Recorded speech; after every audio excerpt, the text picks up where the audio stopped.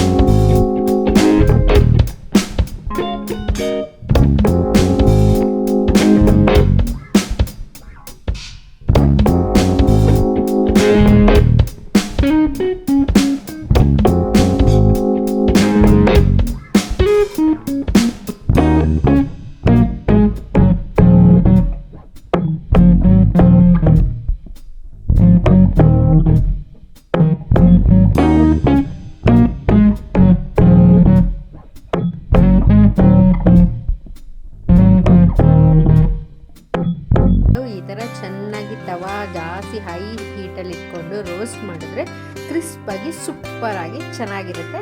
ಇದನ್ನು ಬ್ರೇಕ್ಫಾಸ್ಟ್ಗೆ ಸರ್ವ್ ಮಾಡಿ ಎಲ್ಲರಿಗೂ ಇಷ್ಟ ಆಗುತ್ತೆ, ಎಸ್ಪೆಷಲಿ ಮಕ್ಕಳಿಗೆ.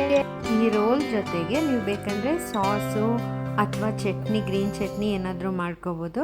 ಬಟ್ ನನಗೆ ಇದ್ರ ಜೊತೆಗೆ 1 ಕಪ್ ಆಫ್ ಟೀ ಇದ್ಬಿಟ್ರಂತೂ ಸೂಪರ್ ಕಾಂಬಿನೇಷನ್ನು. ಟ್ರೈ ಮಾಡಿ ಹೇಗೆ ಅನ್ನಿಸ್ತು ಅಂತ ತಿಳಿಸೋದನ್ನ ಮಾತ್ರ ಮರಿಬೇಡಿ.